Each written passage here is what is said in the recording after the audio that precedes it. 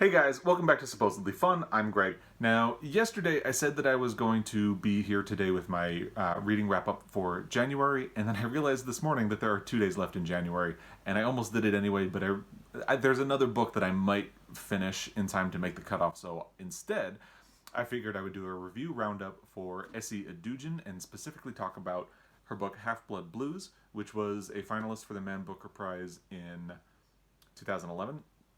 And Washington Black, which was a finalist for the Man Booker Prize last year in 2018. And I want to start with Half-Blood Blues, which was the book that introduced me to Esi Edugyan.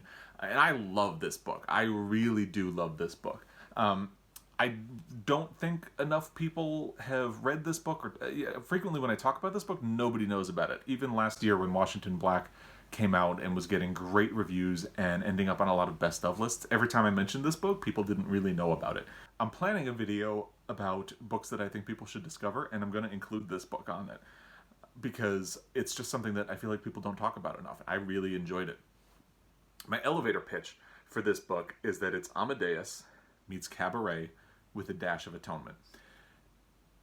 I mean, sold, right? It's going to sound a little weird that because I'm comparing it with three things that already exist, I also call this book really original. I was in a reading slump when I read this, and I was having a really hard time getting into anything and getting through a book, and I started reading this, and I was just captivated. Esi Edugyan really felt like she had a very unique voice. So even though the storyline was familiar in the way that it kind of compared to the other three books that I mentioned, it just felt so revelatory and urgent.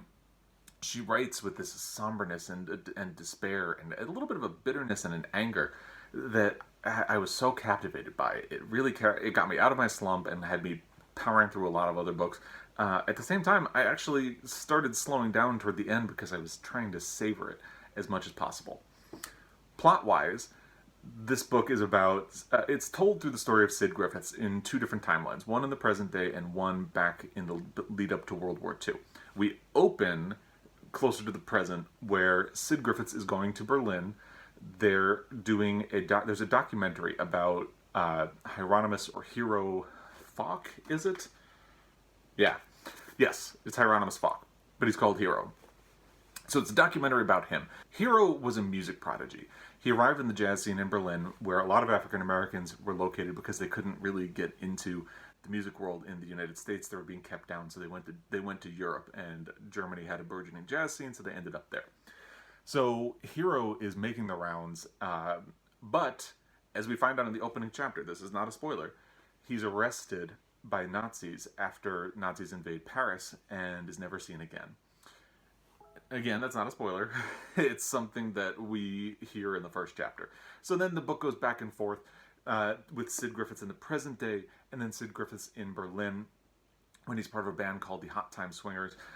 Sid Griffiths manages to convince Hero to join their band, but he really struggles with jealousy because he is so passionate about music, and that's something that just jumps off the page. Esi Edugyan does a really great job portraying his obsession. He just feels music in his body, and he works really hard at it. But that's where it's the Amadeus angle gets in. Sid Griffiths is something of the Salieri. He works very hard for his craft.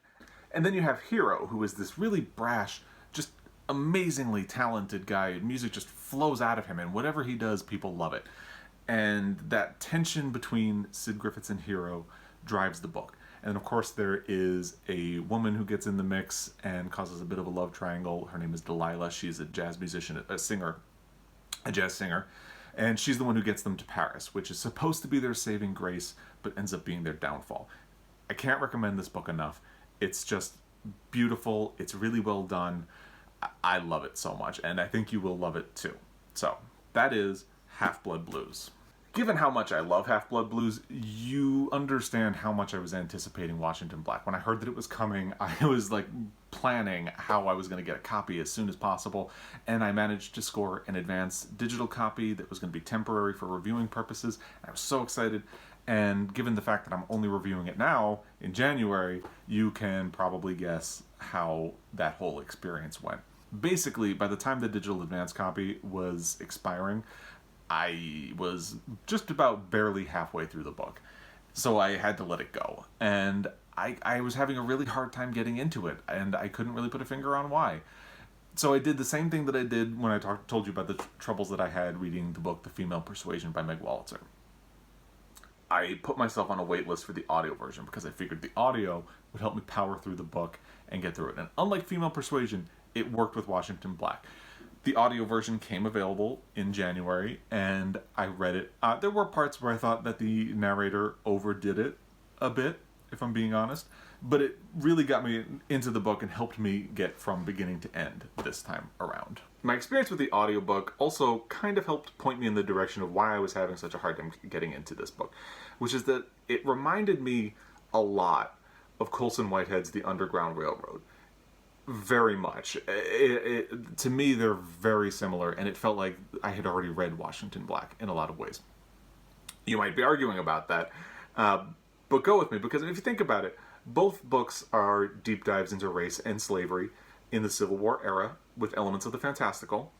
Both have episodic structures, and the protagonist finds themselves in a different location that has a different perspective or point of view on race and slavery in the context of the time. Both protagonists are chased by a fearsome slave catcher, and both novels explore the extreme dehumanizing effects of slavery and systemic racism, and in doing so they reveal uncomfortable truths about how little we've progressed over time. And perhaps this familiarity would not have felt like such a problem for me if I felt like Washington Black was improving on the formula, or doing some of those things better than the Underground Railroad did, but I don't think it does either one of those things. Furthermore, Washington Black falls into some of my least favorite aspects of historical fiction, which are that it gets very caught up fictionalizing the invention of something that's commonplace today, and its characters have fairly modern beliefs or ideas that would not have been commonplace at the time. To be fair, there is a lot of poignancy in Washington Black's attempts to create the world's first aquarium. He spends a lot of time devising filtration systems that will keep aquatic animals alive, and this is because Esi Edugyan uses this experience to show how the achievements of Black people have historically been squashed or hidden away or just not recognized at all in favor of the white people who are around them. And it's very possible that these parts of the book only felt cheesy to me because I have this very specific pet peeve about historical fiction. And really, you could say the same thing about the way I don't like it when characters in historical fiction novels express a belief that feels out of their time. It feels much more like a modern perspective. It sounds really nitpicky, and I fully admit that it is, but it's my pet peeve, and it takes me out of the book every time that it happens. So, my big example of this in Washington Black is that at one point, a character laments that creationism is going to be taught in a school. And this had me running to Google right away to see if creationism was something that people back then would have understood. It turns out the term did exist at the time, but in a very different context from the way we use it today. Basically, creationism back in the 1800s referred to philosophical beliefs about the creation of the soul. There was a lot of debate about how the soul was created, and creationism was an attempt to answer that. But that's not how it's used in this book. In this book, it is used in the modern context, where creationism refers to a Bible-based curriculum that is meant to downplay or counteract the theory of evolution and prove that science is not as real as the Bible. That terminology did not exist until the 1920s. So that's me being a really crazy nitpicker. But outside of nitpicking, I just really wasn't into the plot progression of this book. I saw all of the twists coming, which was really disappointing because this book was plotted very well, and even though I saw the twists coming, it was done in such a way that it still felt urgent and it still built suspense. I mean, you open this book knowing that Hero is going to be arrested by the Nazis, and yet as you go through the book, you want to see what happens. And I just didn't feel that way with Washington Black. It just felt like everything was landing with a thud instead of a nice bang, and that's just preventing me from getting on the Washington Black train. I understand why a lot of people are so thrilled about this book and love this book. I can see all of their points. I feel like I just had this reaction to it where it felt familiar to me because of the Underground Railroad. I certainly think can see a world in which people enjoy both of these books. It just didn't work for me. And I'm still very interested in seeing what Esi Edugyan does next, because she's a phenomenal writer, and Washington Black shows that, even if I didn't like a lot of the elements in it. I definitely want to see what she does next. I'm just going to keep pushing Half-Blood Blues on people instead of Washington Black. I have not read Esi Edugyan's other book, which is The Second Life of Samuel Tyne. So maybe I should check that one out and see how it does.